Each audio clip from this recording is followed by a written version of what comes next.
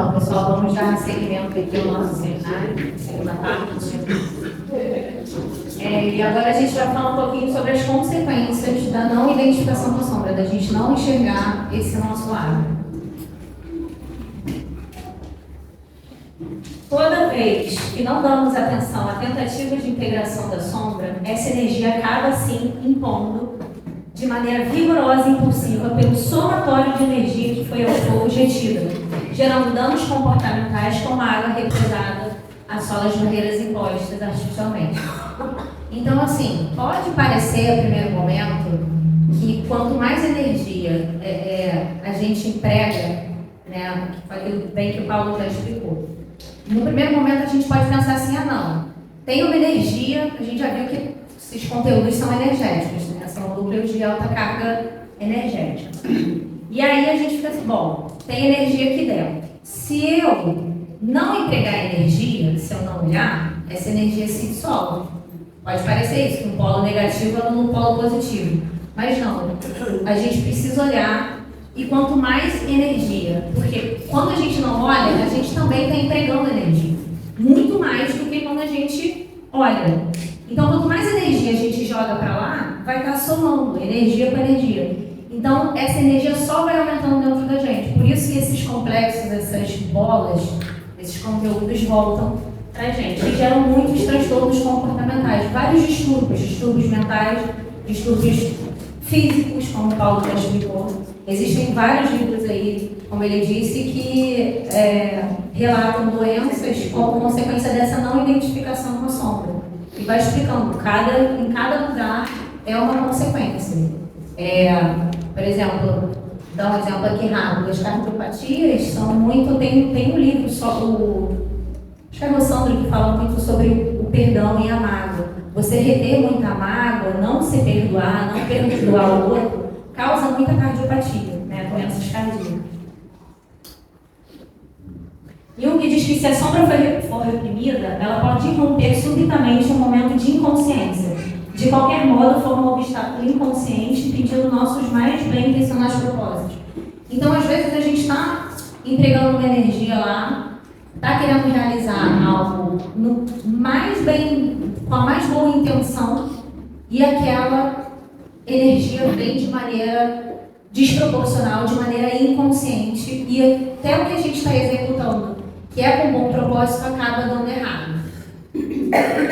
E ele diz também que quanto menos a sombra estiver incorporada na nossa vida consciente, mais escura e espessa ela se tornará.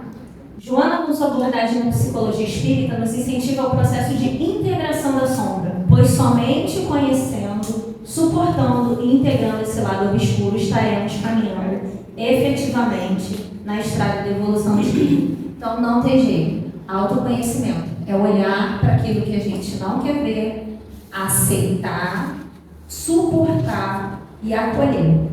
Só assim a gente vai estar olhando para essa energia, a gente vai estar dissolvendo, diluindo essa energia, para então isso ser integrado na nossa espírito. A raiz da nossa personalidade não está na atitude que pode ser vista pelos demais, ou no comportamento em si, mas no inconsciente, ou em termos espiritistas do espírito. Paulo já trouxe. Não está aqui nessa máscara, nessa persona aqui que vos falo. A atitude está lá no inconsciente. Tudo que a gente precisa ver, os nossos comportamentos estão lá no inconsciente. Então a gente precisa olhar. Bom, então nesse processo, a gente tende, né, a fazer isso, que é a fuga de si mesmo. E é por isso que a gente está aqui, né, para tentar realmente se encontrar. E aí, como eu falei, né, a primeira coisa a gente tem que estar destituído de certezas. Então, esse quem eu sou, a gente começa escrevendo quem nós somos, passa um período, um processo, um ciclo, e quando a gente retorna lá, que a gente lê quem eu sou, bom, muitas coisas já mudaram e a gente começa a completar, a transformar, né, tirar algumas coisas e acrescentar outras dentro desse quem eu sou. A fuga de si, percebemos o quanto a fuga é danosa nas nossas relações. Pois além de impedir que identifiquemos em nós o que nos cabe, nos afastamos irresponsavelmente dos outros, acreditando que o nosso problema interno está resolvido. conseguindo anular a presença daquela pessoa em nossa vida, encontraremos outras semelhantes ou iguais. Afinal, as questões são nossas. E aí tem uma fala de Jung que eu gosto muito, Maria Helena mandou pra gente. Até você se tornar consciente, o inconsciente irá dirigir a sua vida e você vai chamá-lo de destino. É muito isso. Então, eu sempre me relaciono com pessoas que me traem. Ou então eu sou sempre a outra em todas as minhas relações. E aí a gente tem que parar para pensar, por que isso? Porque eu sempre são essas pessoas que chegam na minha vida. Eu tenho dedo podre, a gente fala, eu tenho dedo podre. Porque eu procuro é esse. Esse é o nome da minha vida. E quando eu vejo, o cara é um alcoólatra, ou o cara é um agressivo, e aí eu largo. E aí vou para outro, e assim a gente vai. Então, a gente precisa realmente sair dessa fuga e se perguntar o que em mim atrai essas situações e essas pessoas. Então, é começar a se questionar. E não sair desse relacionamento achando que o problema está no outro, porque a gente vai para uma outra relação e vai ser a mesma coisa. Então, eu vou sair desse emprego, porque ele não me valoriza. Esse chefe aqui não me valoriza. Eu vou para outro. E chega no outro, eu encontro as mesmas condições. E isso acontece na nossa vida o tempo inteiro. Então, eu tenho uma experiência de pessoas próximas que vieram morar no Rio para mudarem de vida. Não dá nada. Não mudou de vida. Porque não é o local. Pode morar na Irlanda, pode morar na Dinamarca. E não vai mudar de vida. Porque não é lá, não é o local, não é o lugar. Está aqui dentro. Então, cadê? Joana atesta que existe no ser humano uma natural e mórbida tendência de ignorar em si e projetar nos outros certas deficiências pessoais. Né? As pessoas estão pensando, o que as pessoas estão pensando a nosso respeito, a gente imagina o que devem ter dito de nós, supomos, porque eles trataram dessa ou daquela forma, mas na verdade estamos falando do nosso interior. E ela continua. Essas inferências resultam da forma como nos vemos e como nos tratamos, esse nosso lado sombrio. E pela incapacidade de percebermos e assumirmos isso, projetamos. Aí é aquela situação assim, você falou isso. Aí o outro diz assim, não coloque palavras na minha boca. Tudo bem, você não pode ter falado, mas você pensou. Aí a gente quer mandar o pensamento do outro. O que ele pensou? A gente não consegue nem saber de fato o que ele disse se eu não estava presente. Então, assim, se o que eu estou imaginando que ele pensou, o que ele supôs, o que acharam, se isso não veio do outro, isso veio de mim. A criação é minha, então está aqui dentro de mim. Então a gente tem muito essa fala. Tudo bem, você não pensou, mas cara, ele pode não ter falado, mas que ele pensou, ele pensou. Então, esse cuidado, né? E aí, ela fala de projeção aqui, nesse texto, fala muito de projeção, né? A gente está muito nisso aí, né? Dentro desse mecanismo de defesa. Um deles é a projeção. E nessa situação, muitas vezes, você fica pensando assim, a mulher acredita, que o marido vai trair ela porque ela não é atraente. O amigo acha que não foi chamado para a festa porque ele não é interessante, não é divertido. Aí o chefe acha que os funcionários não respeitam ele porque ele não é 100%, ele não é um gestor. E isso aqui a gente fica nessa imaginação, nessa suposição, nesse achismo, entendendo que é o outro que está tendo esse movimento, fazendo esse movimento, mas, no entanto, é conteúdo meu.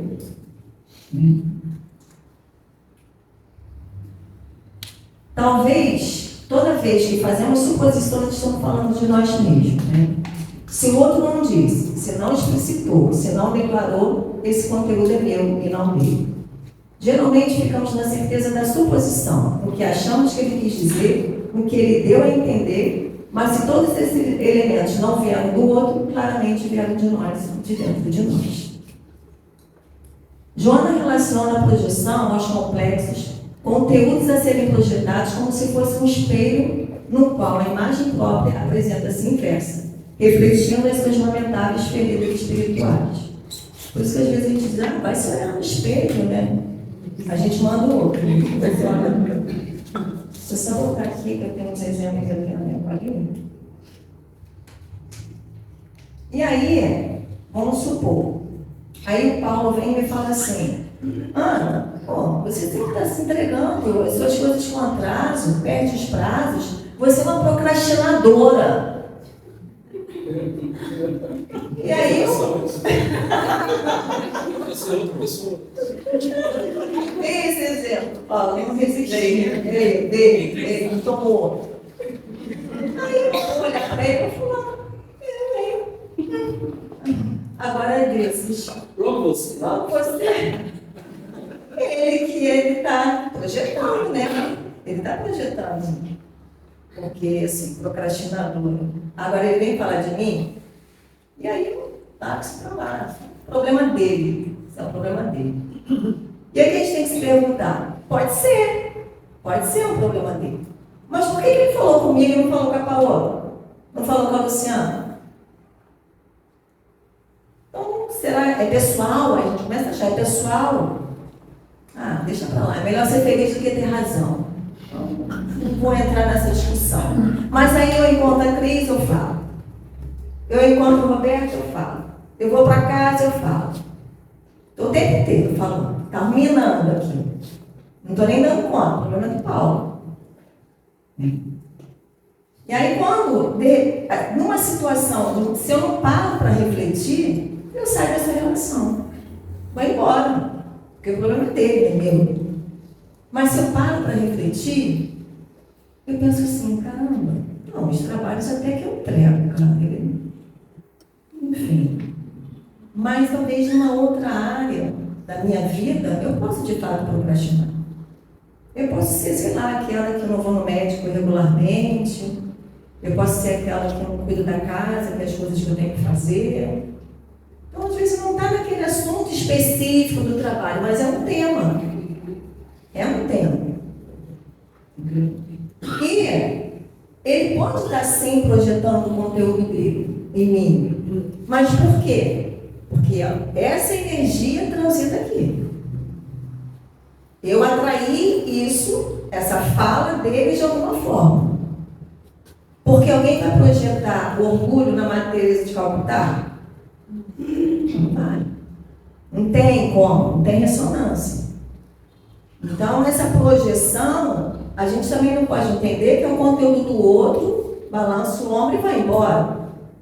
A gente precisa olhar se também a gente não tem alguma coisa ali. Isso às vezes me perturba, porque eu olho e eu fiz, não posso ter nada aqui no outro ali. Mas é porque eu não vasculhei direito. Tá, Paulo, desculpa, tá? Mas não é nada, pessoal. A cada percepção que temos que nossos afetos foram mobilizados, tem uma oportunidade de fazer um insight a respeito de nós mesmos. Então é isso que eu estou falando, né? É a gente parar, sair das certezas, ir para incertezas e refletir. Por que ele falou comigo isso? O que em mim atraiu essa fala, essas situações? Então, prestamos atenção nas nossas reações. Já foi até falado isso. Incomodados com a atitude do outro, nos ofendendo facilmente ou indiretamente, afetados pelo que o outro faz ou como ele faz, que a gente lê isso. É incomodado com o comportamento alheio. Então, isso fala muito mais da gente do que do outro. Se nos irritamos ou queremos que mude, não há dúvida. Estamos tratando dos nossos conteúdos sombrios. Então, seria uma outra forma de identificação das nossas sombras, né? Quando a gente passa e nós temos essas reações, leva para casa porque é teu. Isso aí leva porque é teu. O problema é teu.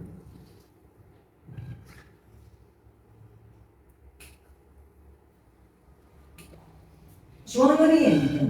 Quando se sinta tentada a censura, a crítica mortais, a reclamação ou a queixa, recorda que o problema não é do outro, mas se constitui uma projeção de tua imagem, manifestação do teu complexo conflitivo que se exterioriza.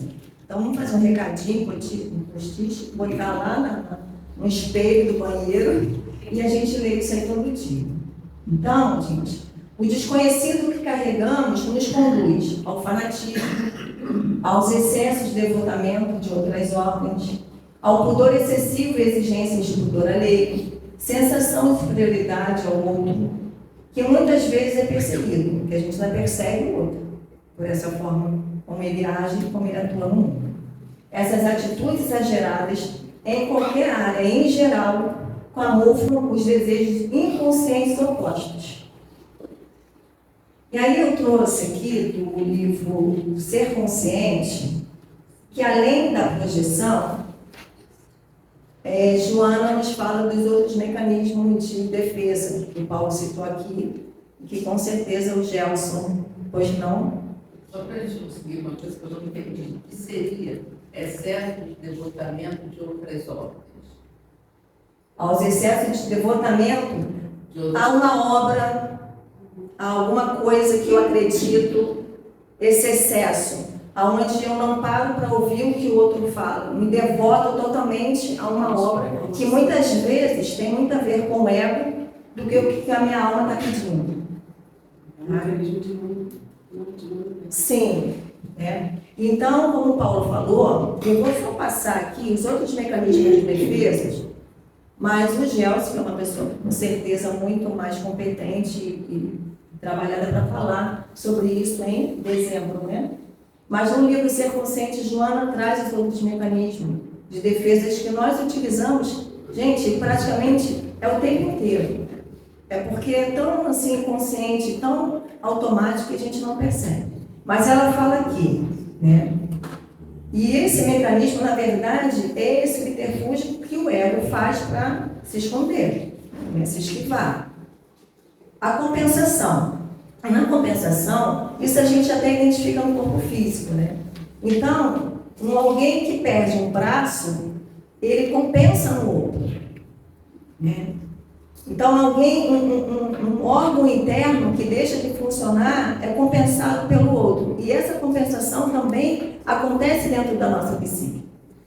Então, a gente começa a compensar com algo que a gente não tem. Então, há sempre um exagero nessa compensação.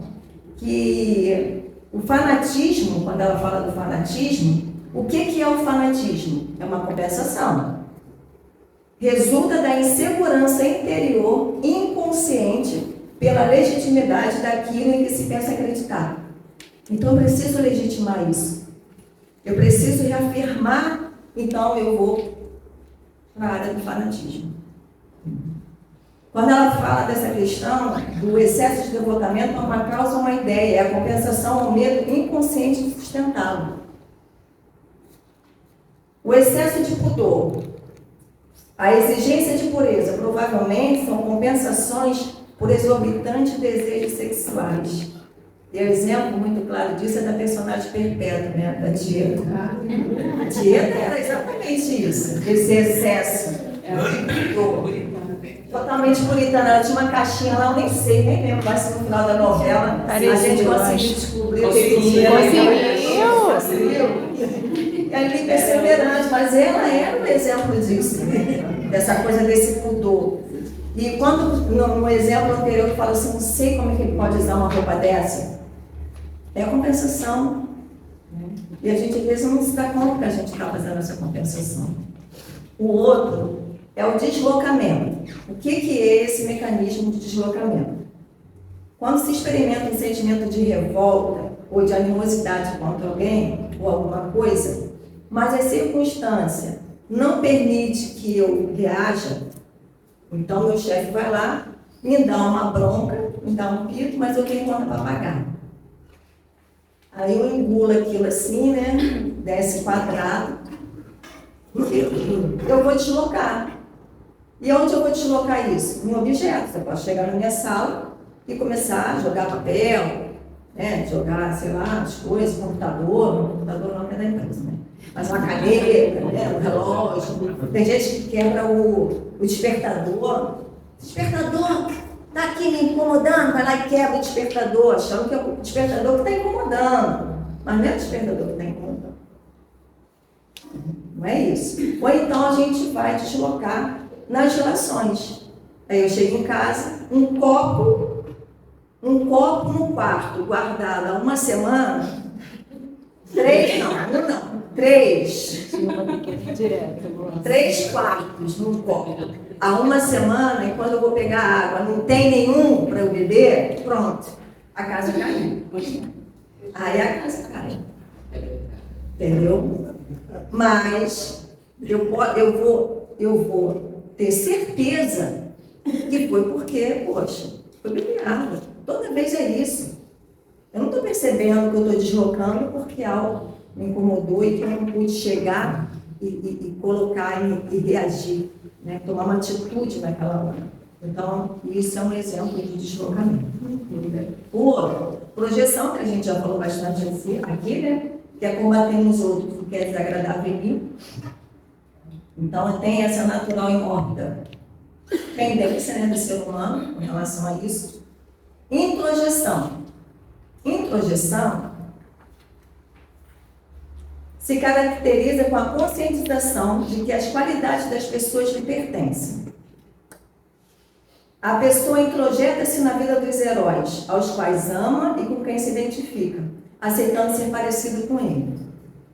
E aí, essa semana, eu estava lendo a história do Ken humano.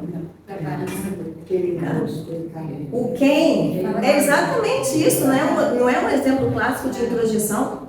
Ele gastou 6 milhões para ficar parecido com quem? Fez 90 procedimentos.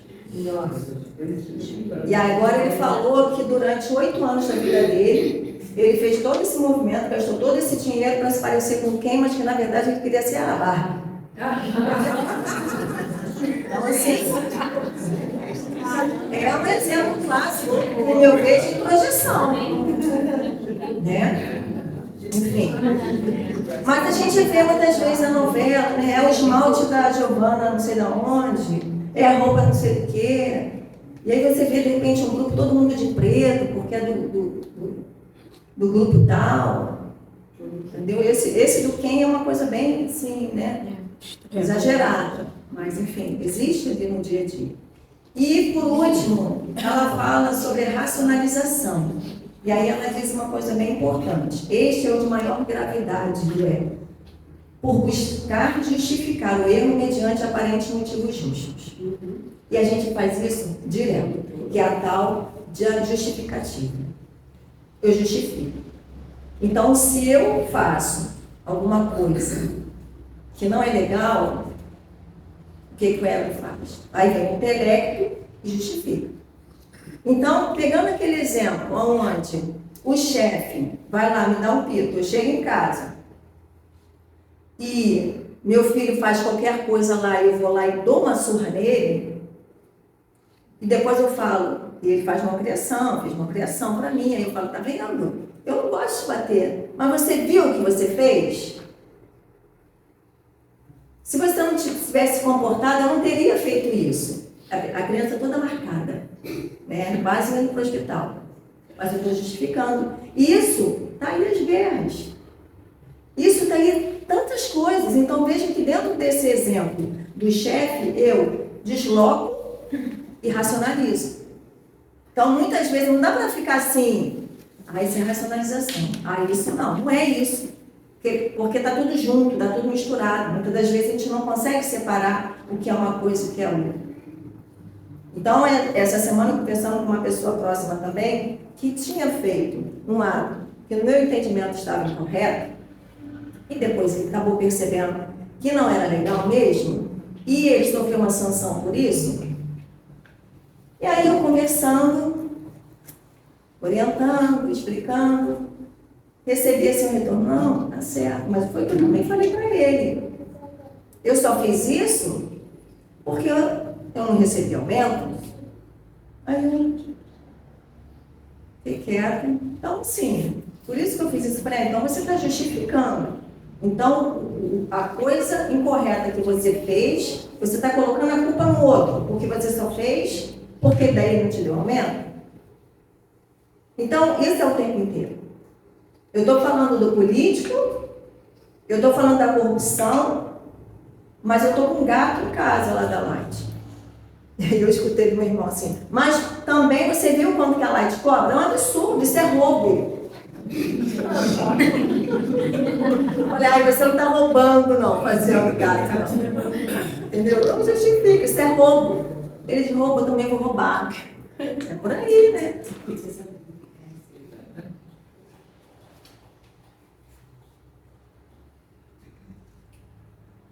E aí a gente vai no confronto com a sombra. Então, assim, deve ter uma perturbação, enfrentamento com a sombra, presença da sombra, identificação com a sombra. E agora a gente vai para o confronto com a sombra, porque é isso mesmo. Essa é a briga o tempo inteiro, né? É o tempo inteiro esse confronto, esse... Deparar-se com a sombra é uma das tarefas mais difíceis para nós religiosos, por ser uma questão moral. Por isso, é tão difícil o confronto interior. Mais fácil fingir que o conteúdo não é nosso, esquecer, negar, comportar-se diferente, projetar-se no outro, etc. Porém, ele fala, ninguém é capaz de tomar consciência desta realidade sem despender energias morais. E aqui ele toca no ponto, no nosso ponto, que é os religiosos.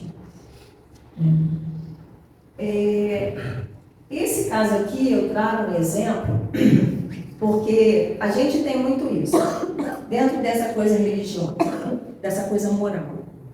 Eu tenho que perdoar 70 vezes 7. Eu tenho que ser bonzinho. Eu tenho que fazer caridade. Só que, como já foi dito aqui, no meu oposto, no meu inconsciente, não está dizendo isso. Eu quero matar o pão. Eu quero agredir. Mas eu tenho que perdoar.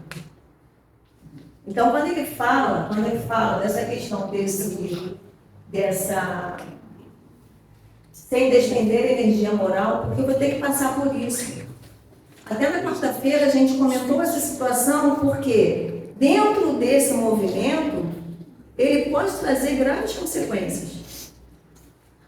Porque eu estou fazendo um movimento que não está condizente com a minha alma, estou recalcando isso, essa agressividade, porque como eu sou religiosa, eu preciso perdoar 70 vezes 7.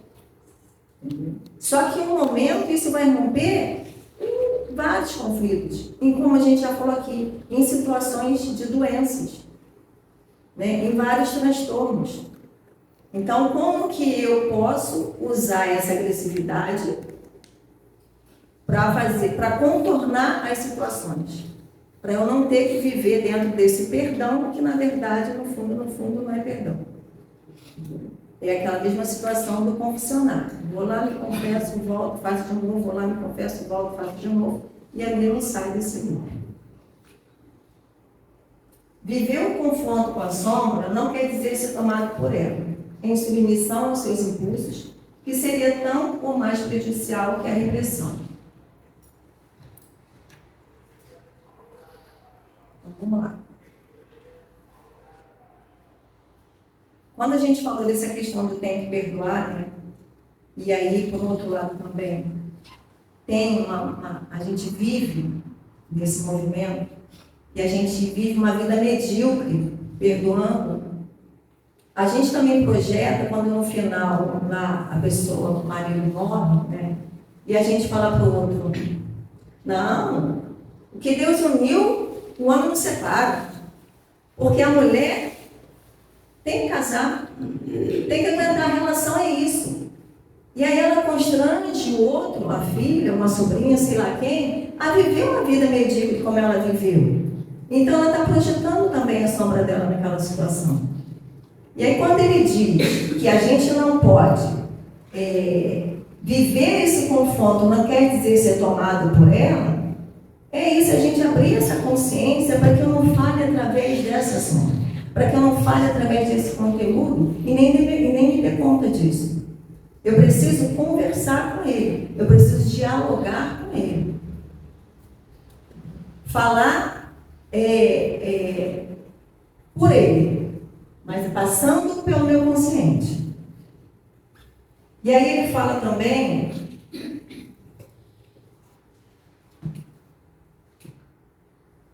que a gente precisa diferenciar a aceitação da sombra de identificação com a sombra. Aceitar a sombra é uma coisa, se identificar com a sombra é outra.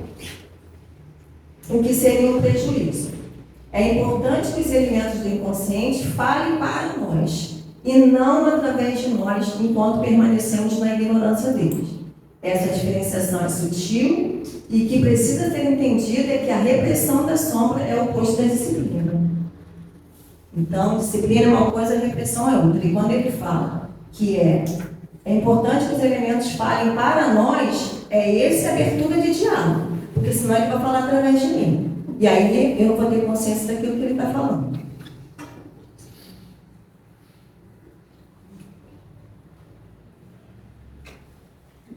A disciplina implica encarar um problema ou uma qualidade negativa e decidir resistir em certas circunstâncias. Resistir aos anseios dos nossos próprios sentimentos. Suportar a pressão de um impulso. Isso é disciplina. Eu sei que eu tenho isso. Eu sei que eu tenho essa agressividade. Mas como que eu vou colocar ela no mundo? Eu sei que se eu tomar um copo, eu vou encher a cara. Você já estava até comentando que tem um amigo meu que ele fala que ele não bebe, porque ele tem certeza que ele é alcoólatra. Então ele nem bebe. Eu falei, você já bebeu? Ele, não, mas eu tenho certeza que eu sou, então eu não bebo. Então, assim, é você ter essa consciência e você ter uma disciplina.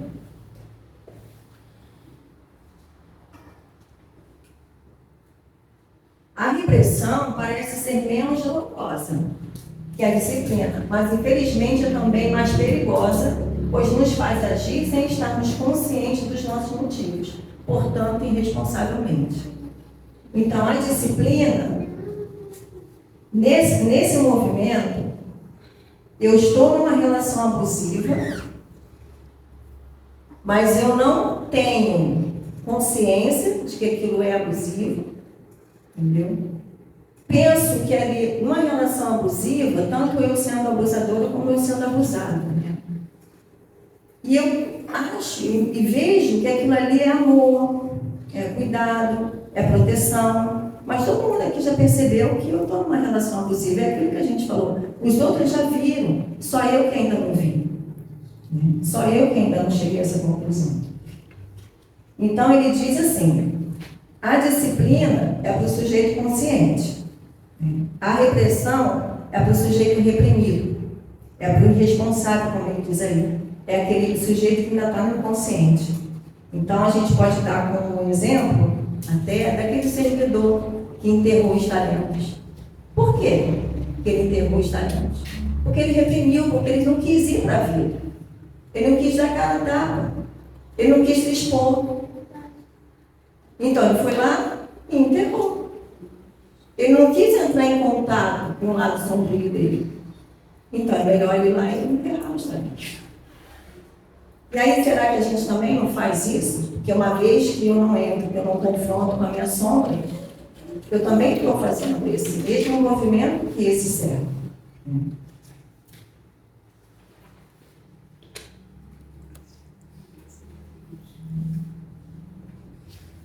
E por outro lado, né, ele não sabia, assim como aconteceu com os outros, que na sombra, ali estaria o grande tesouro dele. Ele não sabia disso. E por ele não querer ver, por ele não querer entrar em contato, ele foi lá e enterrou. Ele reprimiu. E perdeu essa grande oportunidade de encontrar os tesouros. Que existe dentro dele e nós também, né? Que existe dentro de nós.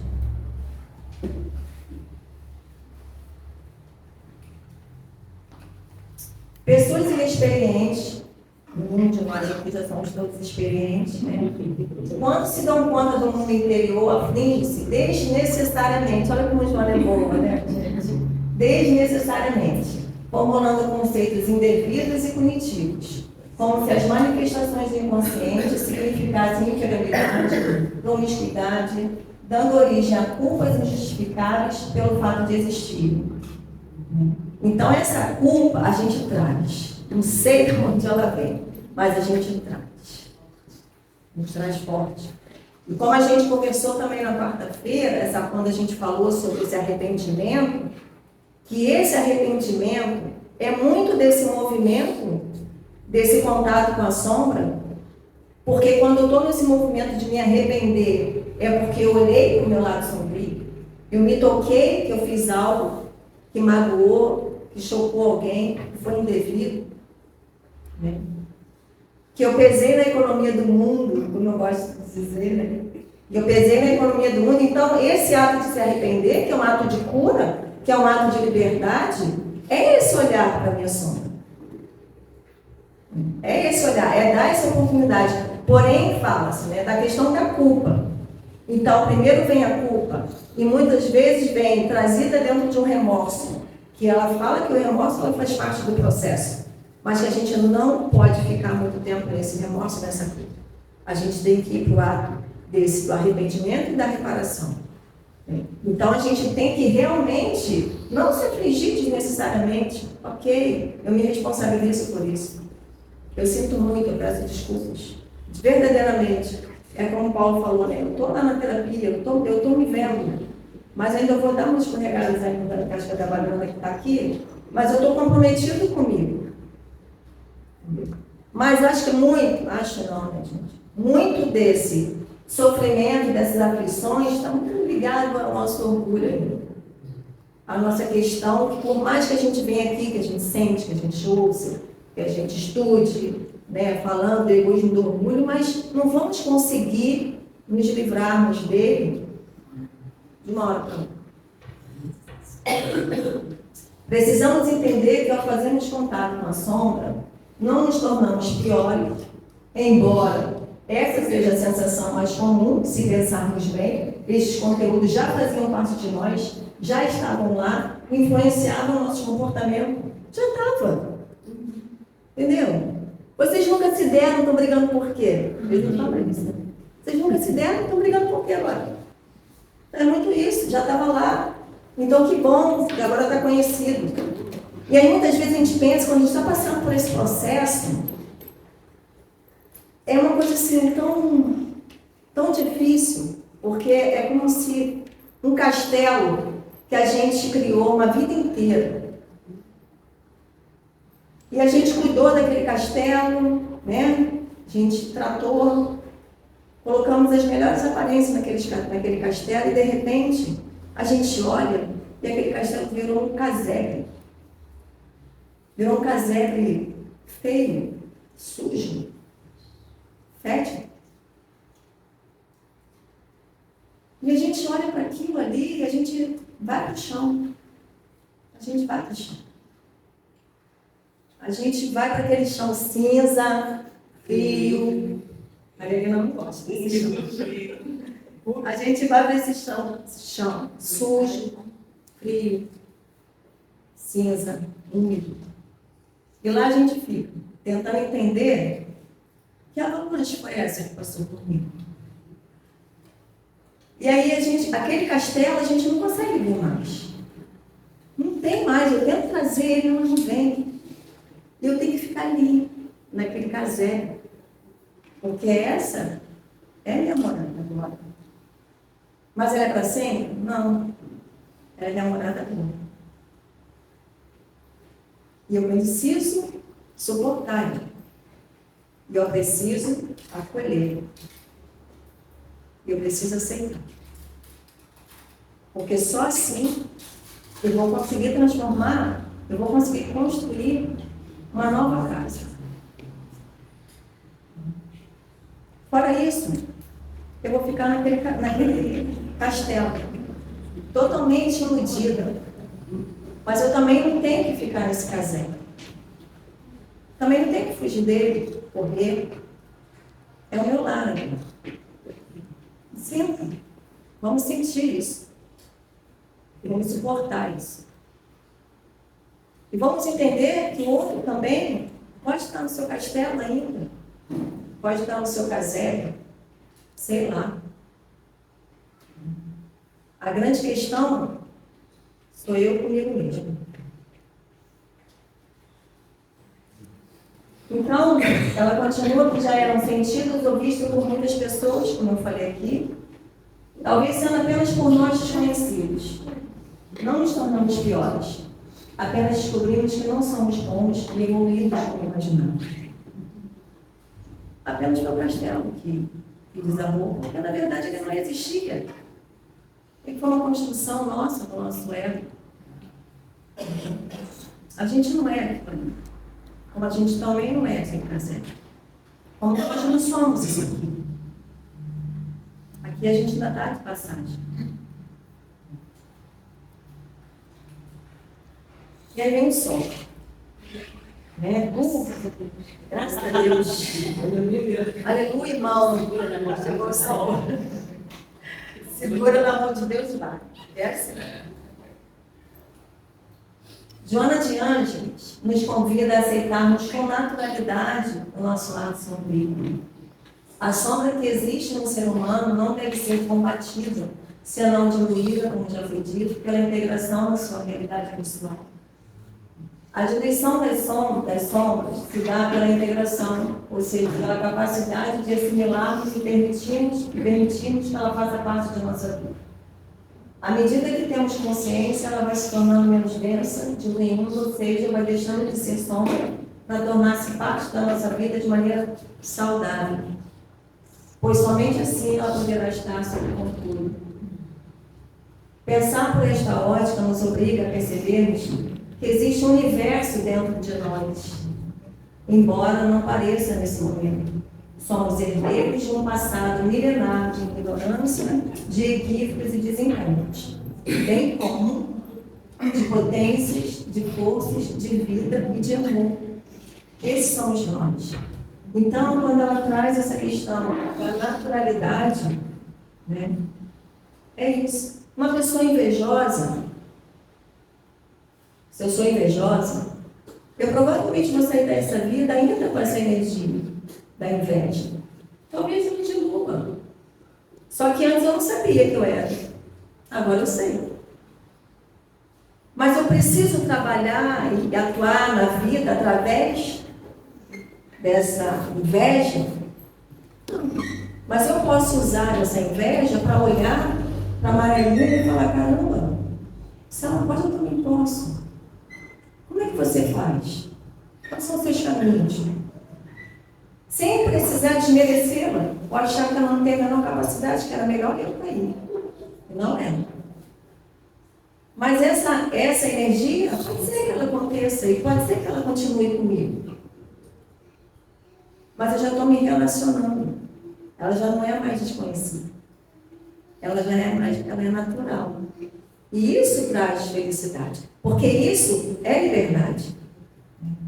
Então, quanto mais a gente trabalhar esse despertar da consciência, mais a gente vai se tornando livre. Mais a gente vai poder, sem problema nenhum, pedir desculpas, verdadeiramente, se arrepender. Então, que a gente possa aí continuar nos nossos estudos, nas nossas reflexões, identificando aquilo que chega, que é nosso. Devem para casa. Fala sobre aquela massa de você aplica isso para inserir a Sim, é o que Paulo está trazendo. Vai continuar. É o que Paulo está trazendo a máxima de Jesus. Conhecereis a verdade vos libertará.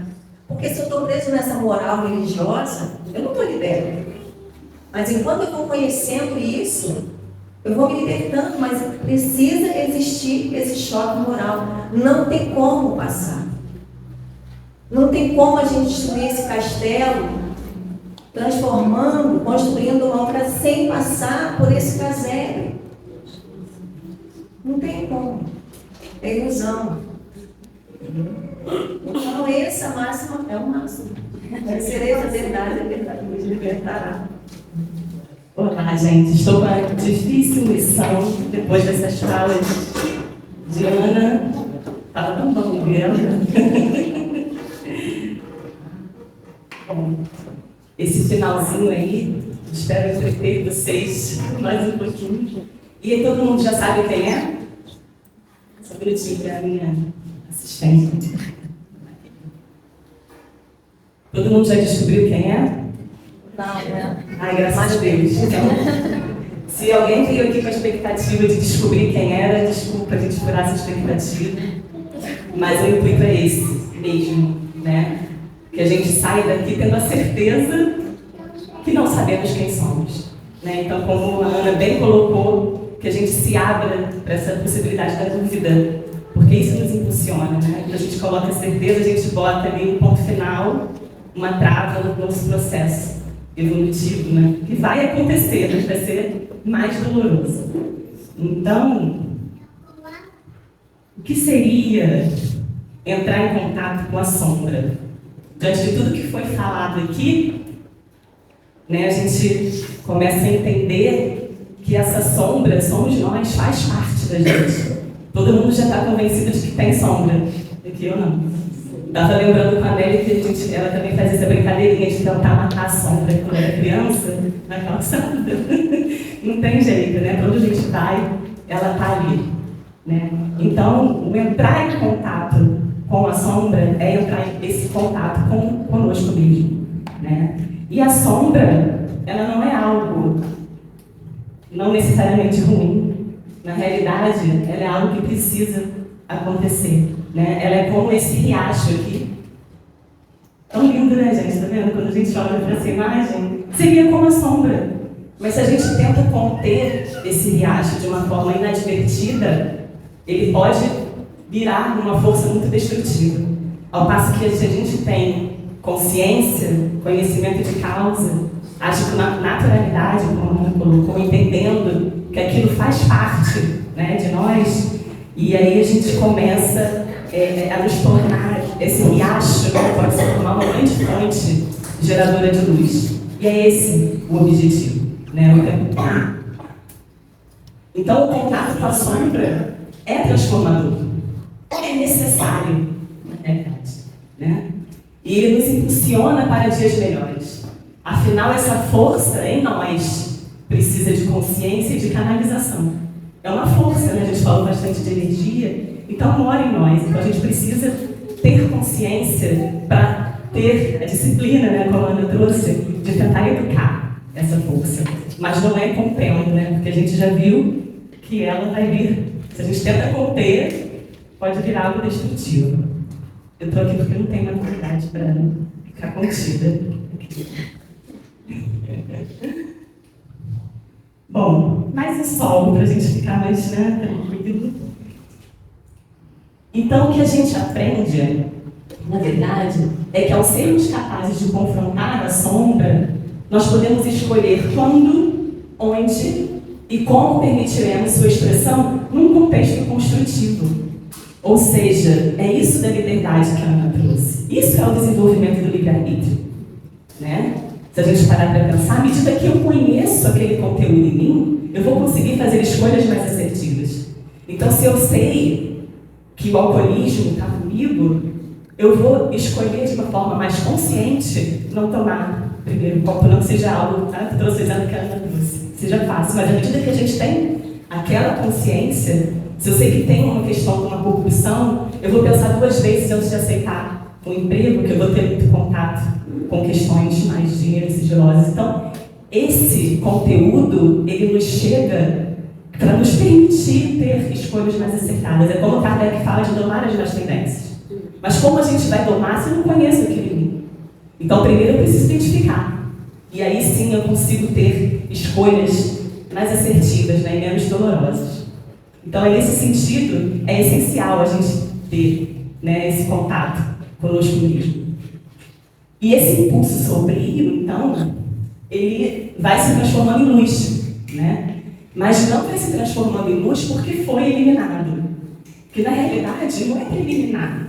Seria um equívoco, né? A gente tentar eliminar a sombra é como se a gente quisesse eliminar a prova de um crime. É um equívoco. Ele faz parte de nós. E, na realidade, ele vem né, para a nossa vida como um pedido, como um propósito a ser trabalhado. Né? Então, trazendo aí um conteúdo, né, mais pessoal meu ficou meio mais pessoal. Então, você tem aquele impulso, né, de ciúme, por exemplo, vou usar um exemplo que ela usou, mas que, né, tem tudo a ver com o meu caso. Então, se você tem aquele impulso, se vem aquilo, não é algo para eliminar. Eu não consigo eliminar. É uma luta de eu tentar empurrar essa bola e é uma energia que eu vou gastar enorme.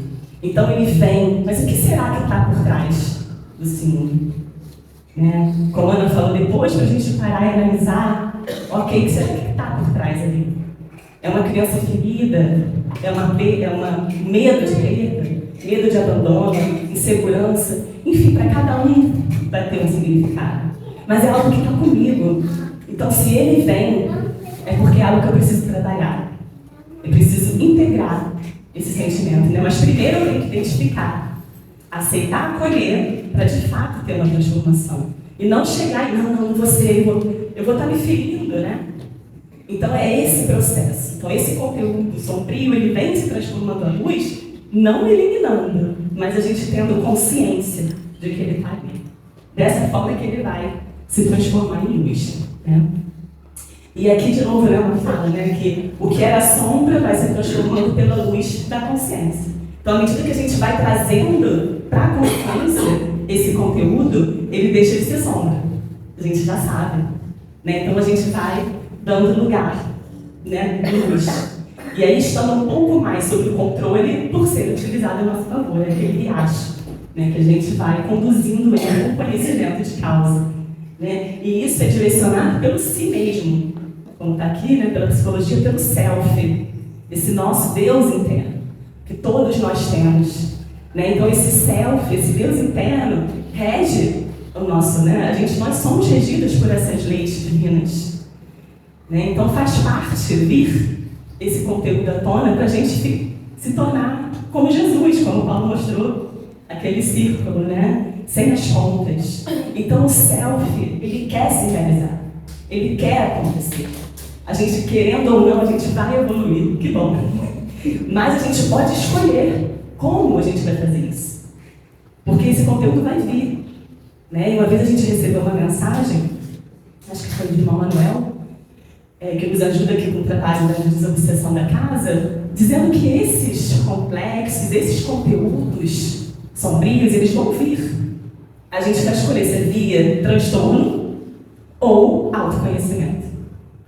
Né? Eu acho que todo mundo, nós que estamos aqui, estamos querendo, de fato, né, iniciar. A gente já está, é um processo que muitas vezes a gente fica na ansiedade, né, de querer, mas esse é um equívoco, porque a gente vai transformando o comportamento.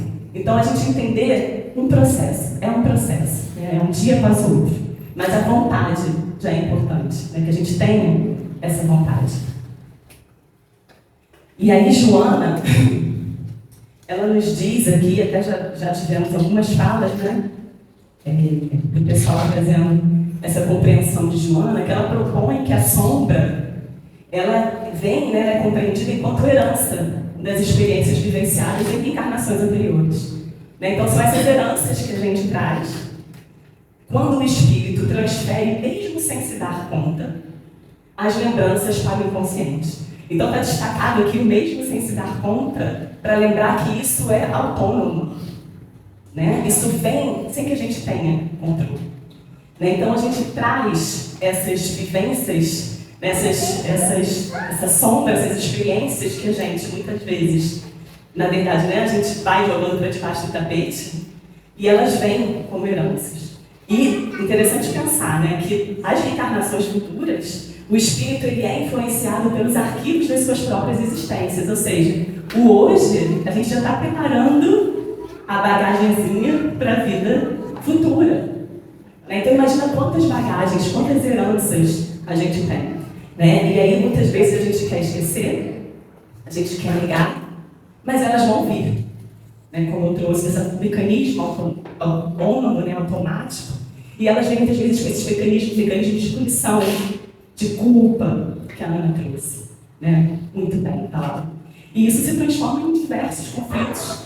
Temos aqui, né, nosso teatral aqui, esse exercício. Então, vem em forma de perturbação, desses complexos perturbadores. Então, não tem como a gente negar, a gente tem essa bagagem, né, que a gente traz conosco, do nosso espírito. E aí, uma coisa bem interessante que a gente também estava, durante os estudos, né, discutimos bastante, é o quanto que a falta de contato com a sombra delata a dificuldade que temos de pensar e agir como reencarnacionistas.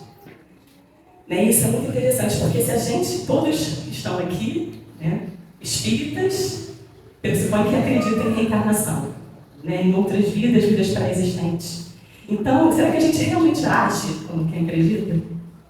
Porque muitas vezes a gente exige das pessoas um padrão uniforme. Do ponto de vista da reencarnação, está cada um no estágio. É como se a gente começasse aqui com um histórico escolar. Né? Então, isso precisa ser respeitado. Isso precisa ser dado atenção. É como um exemplo de uma pessoa que, numa vida anterior, tenha tido diversas dificuldades no campo sexual. Uma desarmonia, vivenciou uma desarmonia sexual. É comum a gente não esperar que ela tenha. É comum que a gente espere que ela tenha uma dificuldade nessa área, nessa vida também. Né? Então isso precisa, muitas vezes a gente exige do outro algo que ainda ele não consegue dar. Né? Então essa questão, a sombra, ela está ligada a esse passado nosso reencarnatório. Intimamente ligada. Né? Então é um equívoco a gente querer se livrar dela. E muitas vezes a gente faz, né? E a gente exige do outro uma postura que muitas vezes ele ainda não tem condição. Então a gente tem que se olhar, tem que fixar na gente. Né? Igual a gente falou o tempo todo na gente. E pensar nessa questão da reencarnação. E aí, tem algo interessante, vou fazer uma pergunta aqui para vocês. Vocês acham então que é bom ou ruim esse contato com a sombra? Pode falar, gente. Quem acha que é bom? Levanta a mão. Alguém quer falar por que acha que é bom? A gente aprende sobre nós mesmos, né? A gente vai se ver um pouco. Embora não seja muito bom ver de ver, né? Nossa, não sabia que eu era assim. Vai crescer com os nossos erros, os nossos vontades. E quem acha que é ruim? Quer falar? A gente vai debater mesmo, a resposta certa. A gente fala mesmo. É ruim, mas vai muito bem. É ruim, mas é bom. E aí, arte, né? Já dizia minha avó que arte cura. Então, na realidade, é bom por um aspecto e é ruim por outro. Mas para quem é ruim? Qual aspecto do iceberg é ruim entrar em contato com a sombra? A nossa parte consciente, o nosso ego se sente constrangido com aquele conteúdo. Então, para o ego, não é muito confortável. Fala, Luiz. Isso está muito ligado à questão da criança. Perigo, criança mal trabalhada. A criança mal educada, ela é cima do pai e mãe. Total, então, já toda criança. Tudo que não ser fogo, porque existe a influência familiar, não é acreditada. Um educador que não se melhora, que não busca essa reeducação, Ele fala, não busca essa reeducação, vai entrar em contato com coisas muito difíceis. Né? Então,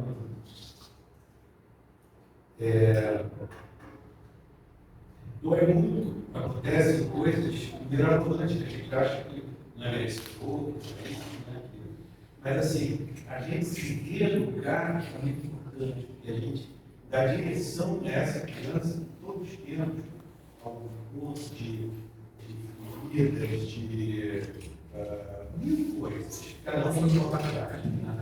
Então, essa questão nós toda falada, muito ligada atualmente, eu digo, essa criança, que eu vejo, é muito fácil, né? E o que as pessoas falarem, né? Então, uma coisa muito importante é a gente se educar quando criança. Pegar a energia para fazer aquela figura infantil e dar um direcionamento, dar uma disciplina. Acolher, né? Nossa, e quantas crianças temos aqui? Todos nós moram crianças extremamente feridas, onde existiu uma falta de amor em algum momento. Né? Então a gente carrega nas crianças dessa existência, de outras existências. Então eu concordo, né? Eu acho que tem bastante, né, relação. E muitas vezes é isso, né? O ego, a gente é obrigado a assumir essa inferioridade quando a gente entra em contato consigo mesmo. Assolados pela sombra, nós nos sentimos destruídos moralmente. Então esse aspecto é ruim, mas quem vive essa sensação de fracasso é o ego, não é a nossa alma, não é o nosso espírito. Na realidade, o nosso espírito, ele precisa que esse conteúdo venha à tona. É por isso que a gente recebe dos sonhos, né? Uma vez o meu psicólogo falou que o sonho é como se fosse na época da ditadura, aquelas mensagens que iam para os jornais através de músicas, de coisas que não poderiam ser ditas. Então, os simbolismos. Então, o nosso sonho, ele, né, fez essa metáfora, eu gravei, de que ele vem com simbolismos. Então, o simbolismo que vem para mim pode ser diferente para Lu. Se tem um cachorro no meu sonho, se tem um Paulo, o Paulo pode ter uma representação para mim diferente para o Luciano, mas é sobre mim, não é sobre o Paulo. Né? Então, o sonho, ele é essa mensagem que o ego consegue deixar passar. Isso aqui não tem problema, é uma música, mas é o self, é esse divino em nós querendo nos dar um sinal. Olha, esse conteúdo aqui, presta atenção nisso. Tá, fala. Eu gostaria de falar uma coisa só, que eu tenho inclusive que sair. Tá. Muito bacana isso que está acontecendo aqui. E numa situação que eu acho que a gente deve prestar atenção, ficarmos cada vez mais livres em relação a ela, é a questão da culpa, de nos sentirmos culpados, de nós culparmos o outro, culparmos, enfim, seja o que for que a gente seja o objetivo. Não existe a culpa, não existe o algoz, o vítima, né?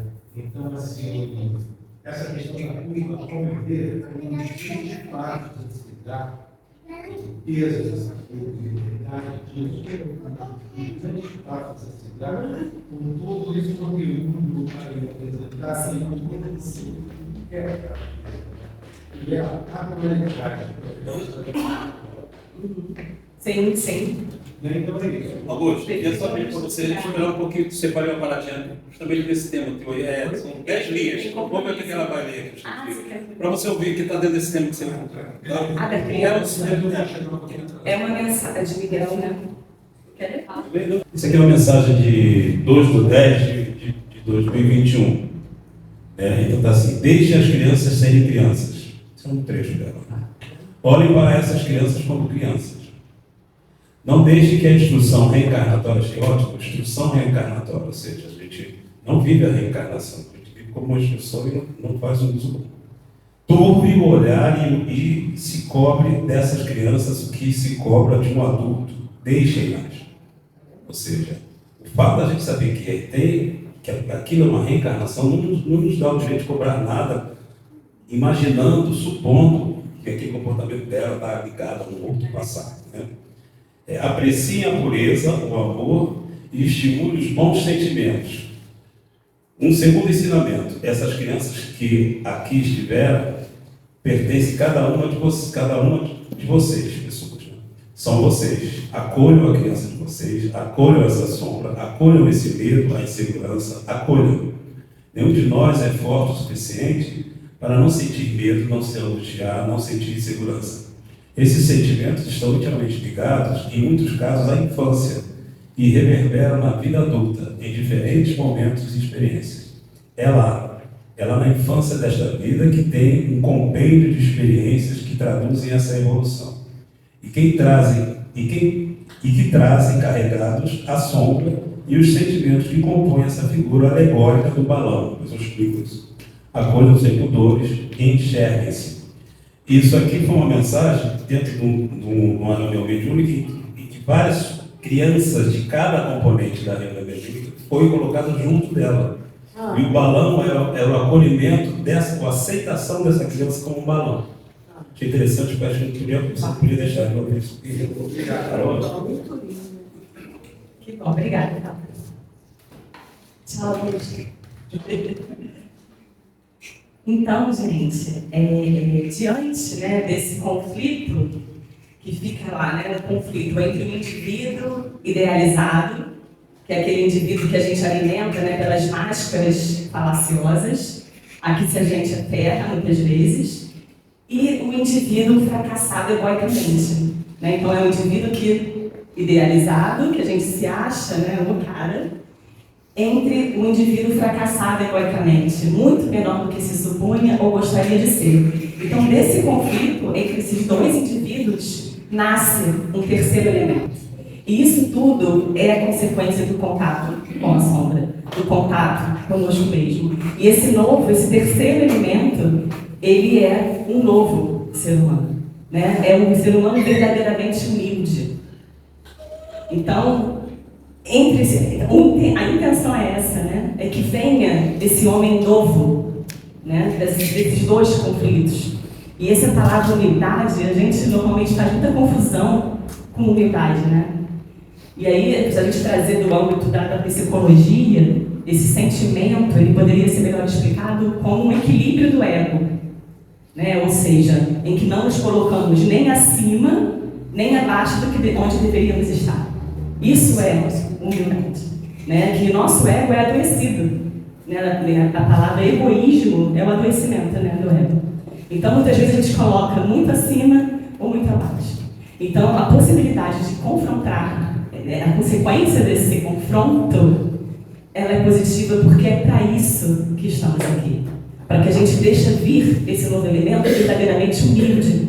Né? É como Jesus responde naquela fala, né, quando traz, bondoso mestre dele, bom? Não, bom é meu pai, que está nos céus. Mestre sim, mestre eu sou. Né? Então é saber verdadeiramente o que somos. Isso é humildade. Né? E isso só é possível quando a gente se permite entrar em contato com esse conteúdo mais sombrio. E aí, a gente traz aqui, estou caminhando praticamente, vai dar para a gente ter um tempinho para a gente discutir. Um exemplo de Paulo de Tarso, que é uma fala de Paulo em Mateus, que fala muito da integridade moral de Paulo de Tarso, a partir do autodescobrimento. Então, Paulo ele tinha uma visão muito profunda a respeito de si mesmo e do ser humano, das limitações, das dificuldades do ser humano. E isso o tornou um super seguidor, né, de Jesus. Então, o fato dele entrar em contato com a sombra o tornou muito mais forte.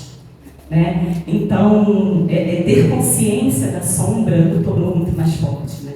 E, infelizmente, essa perspectiva mais profunda a respeito de nós mesmos, ela foi se perdendo ao longo do tempo. Né? E, atualmente, nós sentimos, né, a necessidade de se identificar com algo que é bom. Nós ficamos se sentindo obrigados a se identificar com esse lado bonzinho, ou pelo menos de ser uma pessoa bondosa, né? Fingir que somos pessoas boas. Né? Então a gente perde essa oportunidade porque a gente não pode negar aquilo que nós somos, como já trouxemos aqui. Né? É um mecanismo bem desleal. E aí, se a gente reflete um pouco mais sobre esse personagem ilustre, né, do cristianismo, que foi Paulo de Tarso, a gente encontra nele uma verdadeira inspiração, né, uma verdadeira joia ali, se a gente pensar em termos de transformação no bem, de transformação moral, de transformação interior. E essa fala que a gente vai ler aqui juntos, ela expressa, né, esse grande confronto, essa grande transformação interior, né, de Paulo a partir do contato com a sombra. Tá? Então a ideia é que a gente leia junto aqui.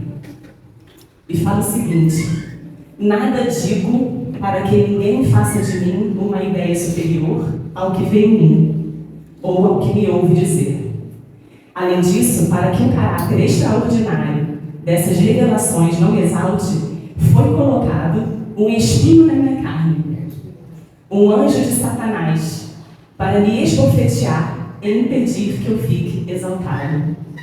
Por isso, pedi 3 vezes ao Senhor que o afastasse de mim.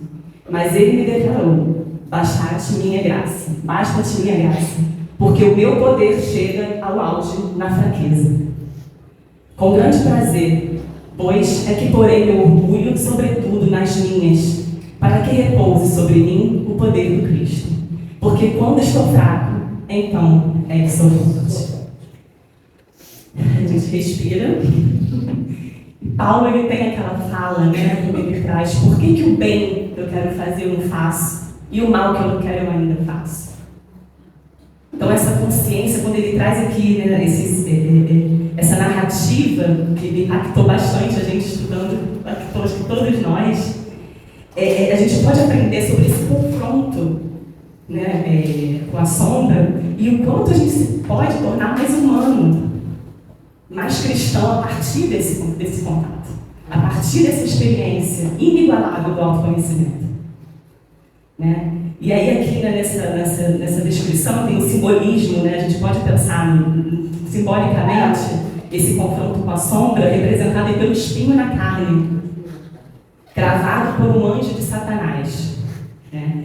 Então essa expressão do anjo de Satanás é justamente isso que a gente sente quando entra em contato com a sombra. É o que o ego sente, como a gente falou.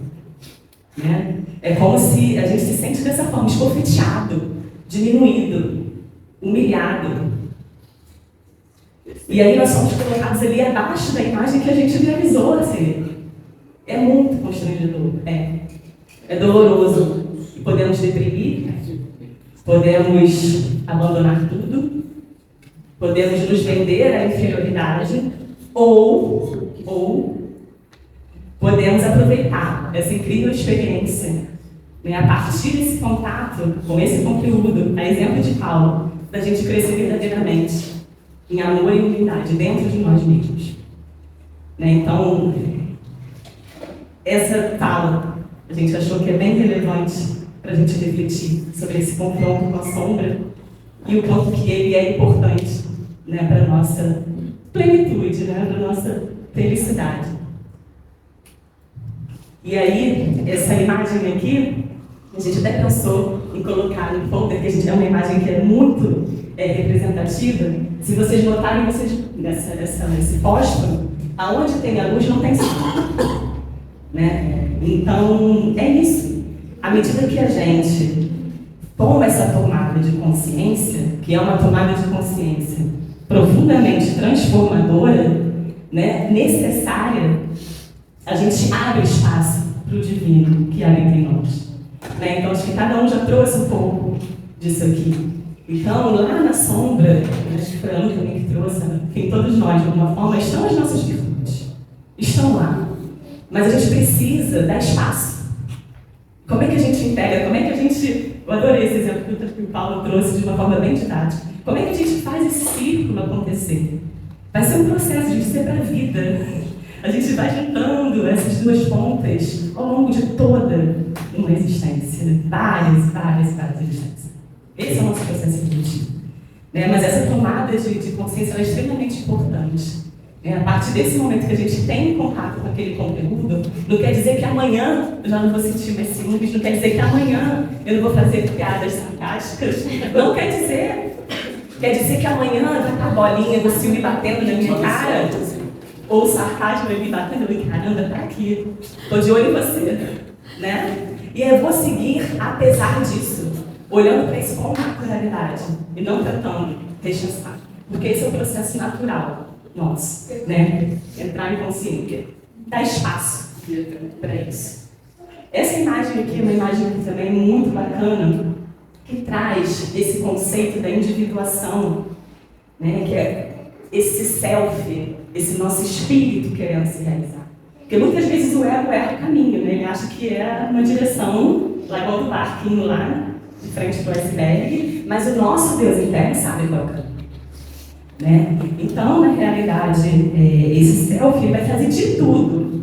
Ele vai mostrar na sua cara, olha, seja através de sintomas físicos de várias formas. Esse não é o caminho. Então, a gente precisa realmente, de fato, nos colocar serviço desse self, né? Nos conectar com esse Deus interno e ir, né, com coragem. Isso faz parte do nosso processo de individuação, que é isso, né, o Jung chamou, né, de individuação, que é quando a gente tem esse desenvolvimento potencial para aquilo que a gente nasceu. Isso é único, é individual.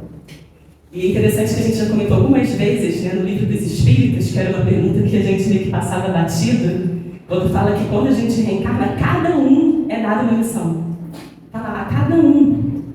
É claro que a missão geral é evoluir, mas cada um tem algo específico para trabalhar. Isso é o processo de individuação. Só que a gente só vai conseguir chegar nesse processo integrando esse conteúdo, né? Que foi como Jesus é, né? O nosso espelho. E aí vem esse terceiro elemento que a gente falou, que é o elemento verdadeiramente humilde. E Jung, ele afirma, né, que a aceitação de si mesmo é a essência do problema. Eu não tenho dúvidas. Realmente, o aceitar para a gente é difícil, né? A gente faz de tudo, vários mecanismos aqui que a Ana deu uma pincelada para a gente, para não entrar em contato, para negar, porque é aquela coisa constrangedora do velho falar, caramba, isso é meu.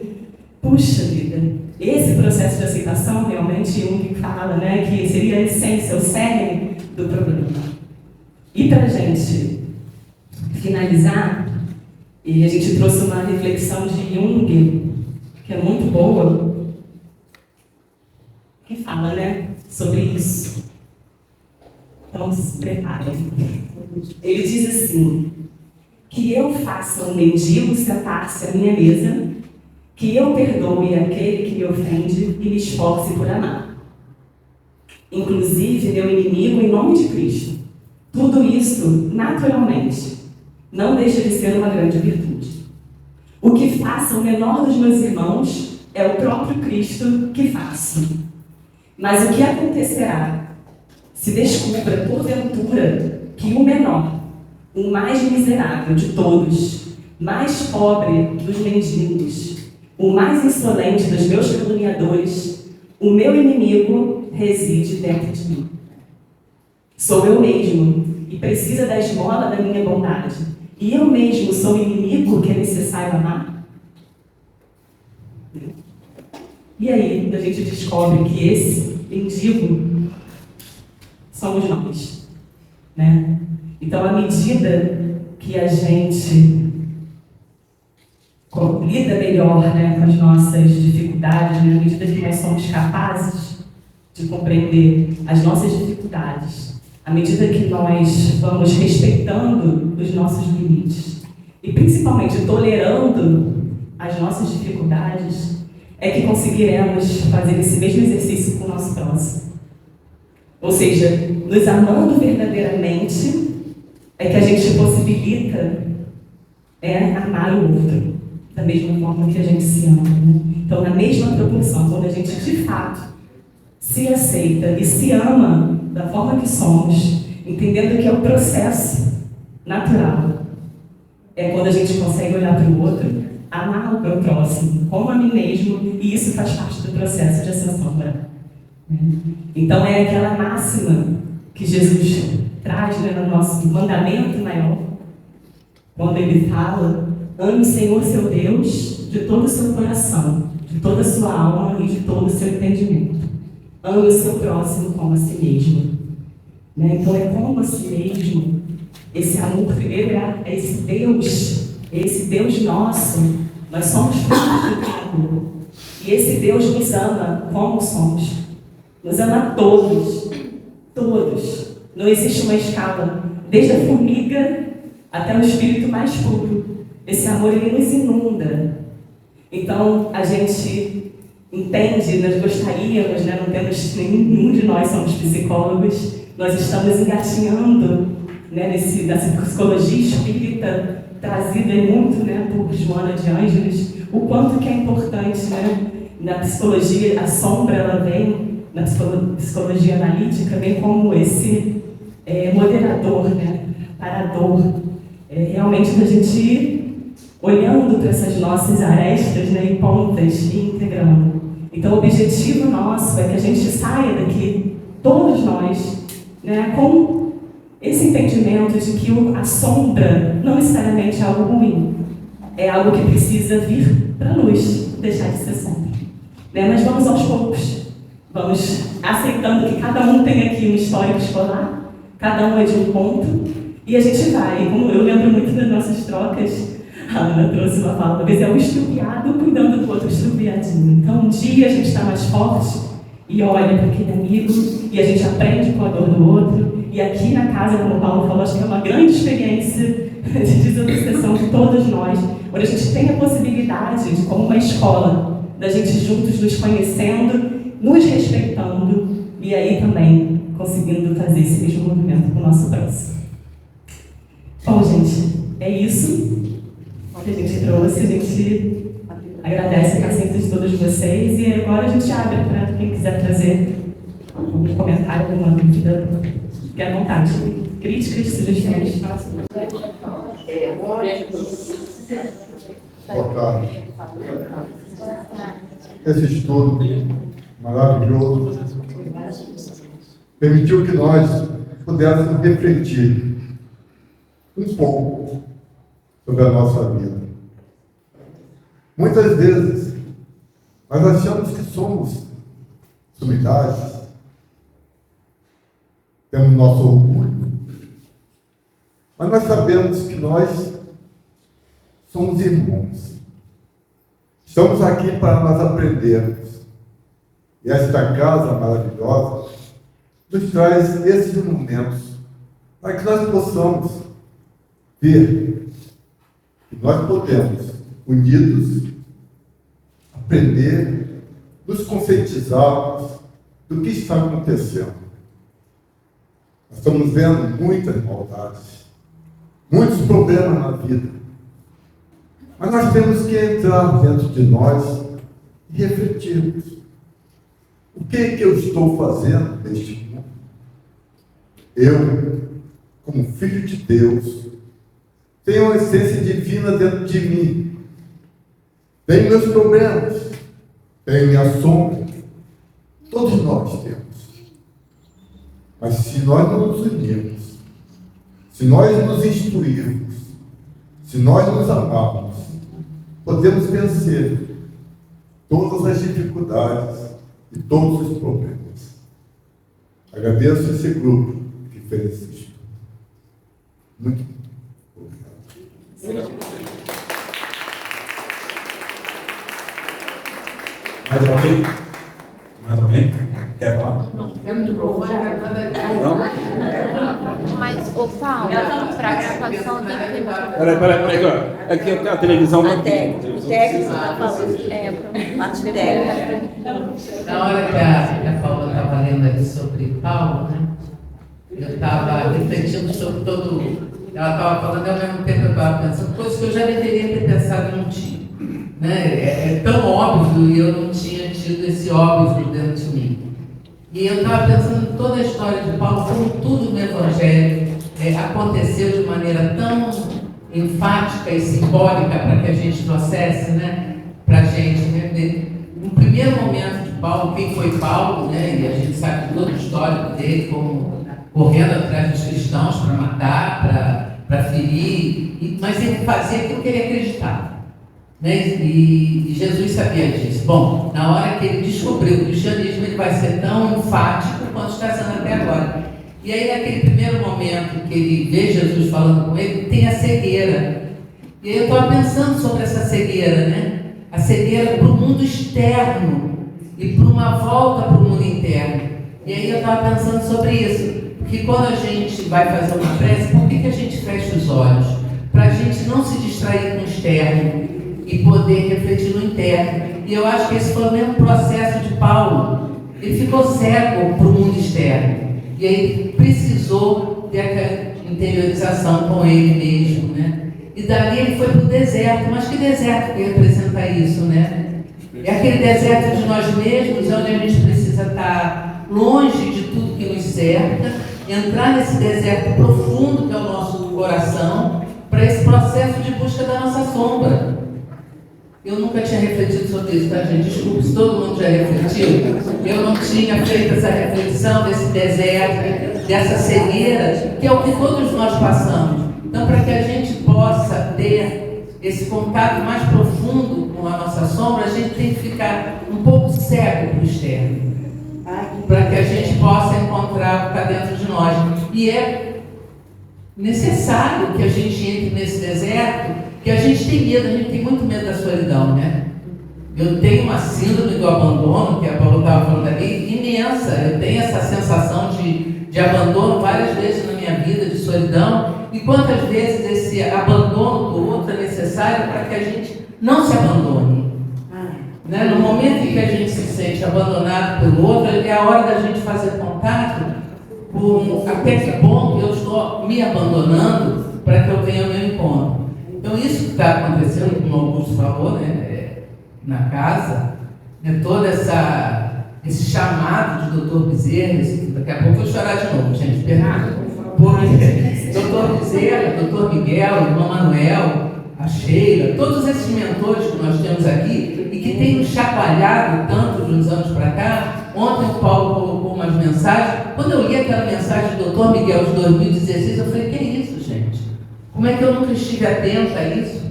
E há quanto tempo eles nos chamam? A gente não tinha capacidade de... Que loucura, porque né? a gente quer no futuro também, né? Igual Jesus. É que loucura. Isso que a casa está nos proporcionando, que eles vêm nos impulsionando a gente descobrir. Nossa, isso é de um valor que a gente não pode deixar passar, né? Então, cada momento desse é um momento de profunda reflexão. E realmente vocês estão de parabéns. Foi maravilhoso. Maravilhoso.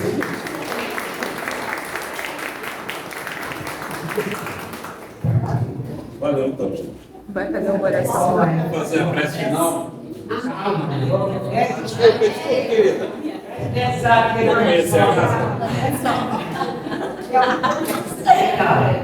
Adorei essa. Primeiro adorei esse tamanho de letra que a Paula colocou. Velha fogo. Tinha falado de tudo. Adorei, porque dá pra gente ler muito grande. Pode ser colocar as coisas? Não estou lendo. Vamos sentar na frente. Eu vou acelerar. Eu estava falando desse abandono, como a sombra a gente, enfim, a gente termina se isolando, que é para não encarar. Aí quando eu vim para essa casa, eu ficava, a primeira vez que o Jorge me colocou ali na direção, eu falei, não vou dar conta, não sei o quê. Aí depois eu comecei a ler que o nome da casa era Grupo Espírita de Estudo Bezerra de Menezes. Eu sempre tive essa sensação de ficar aí embora. Principalmente no início, não vou ficar aqui, não vou ficar aqui. Por quê? Porque eu vou falar de mim, não quero falar de ninguém não. Eu não queria encarar essa situação. Não queria encarar a reencarnação, não queria encarar o espírito e terminei estou até agora. E sempre todo esse, eu estou morando distante, eu não venho lá, não sei o quê, porque nós sabotamos isso. Nós não queremos encarar, nós não queremos evoluir.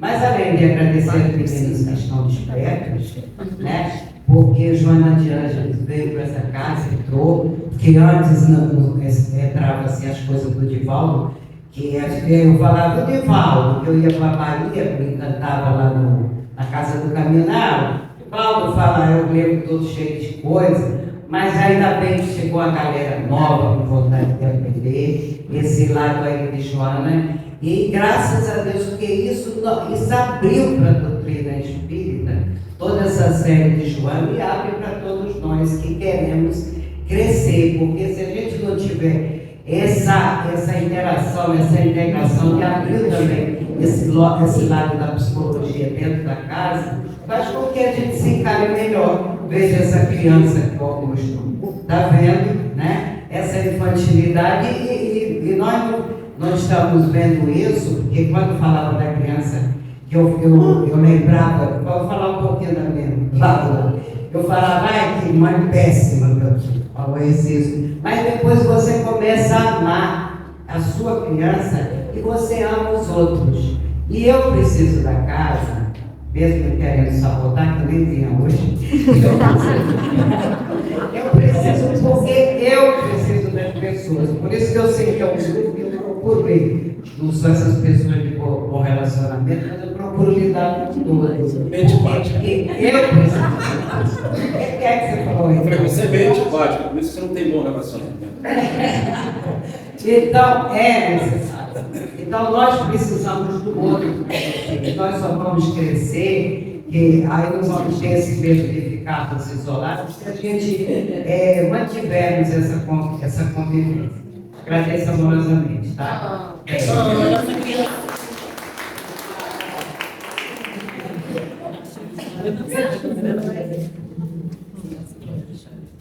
Alguém quer falar? Alguém quer comentar alguma coisa?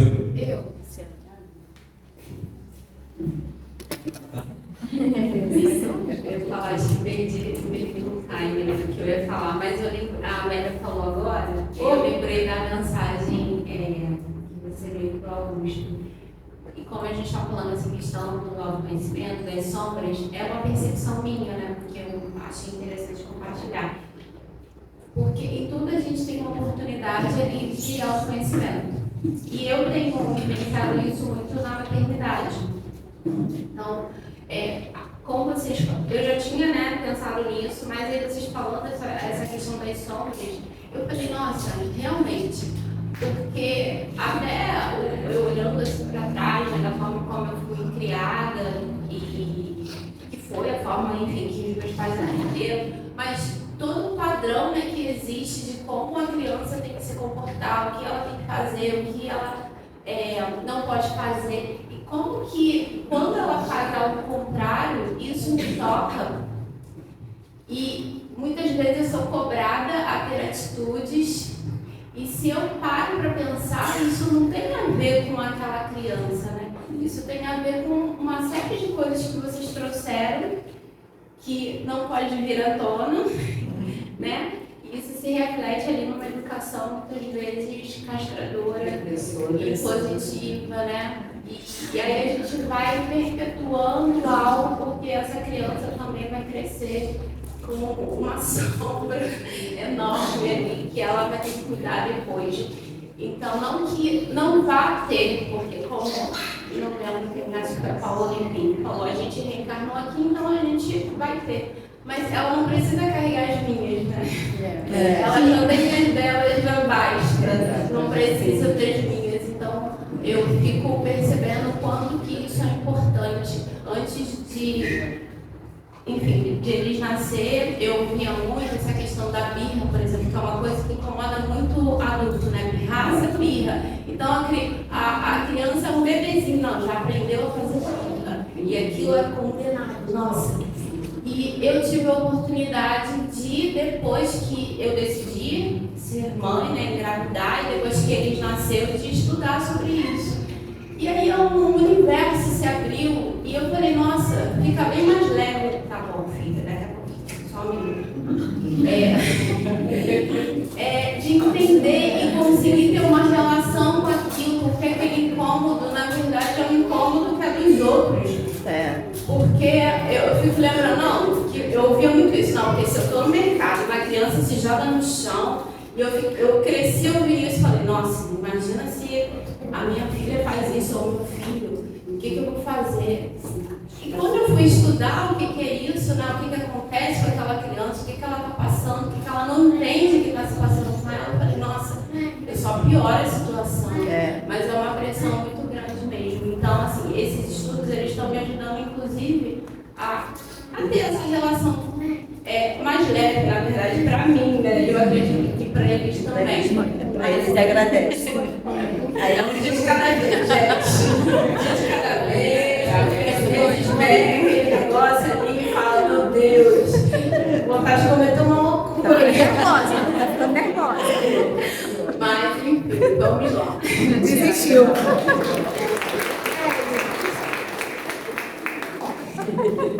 Eu quero, antes de fazer a prece, agradecer a presença de todos vocês que aqui estão.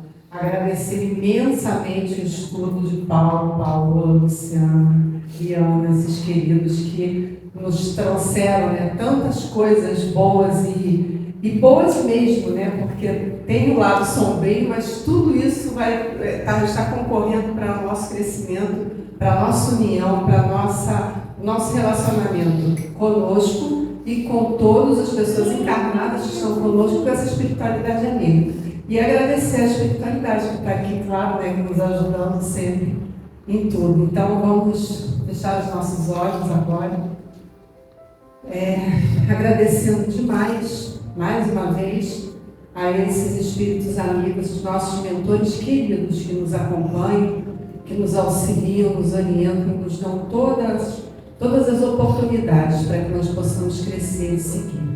Como eles nos disseram, eles vão seguir. Essa casa está seguindo o seu caminho e eles querem muito que todos nós estejamos com eles. Por isso eles nos dão todo esse apoio e todo esse amparo. Então a gente agradece do fundo do nosso coração, sempre agradecemos ao nosso querido Mestre Jesus, que está conosco iluminando o nosso caminho, e a nossa Mãe Santíssima, que nos envolve sempre com esse manto sagrado de amor, de luz e de tanta proteção contra nós mesmos e contra tudo que nós possamos fazer que não seja bom para nós. Agradecemos muito que nós possamos seguir com muita fé, coragem, perseverança, alegria e muita esperança de dias melhores das nossas vidas. Que assim seja.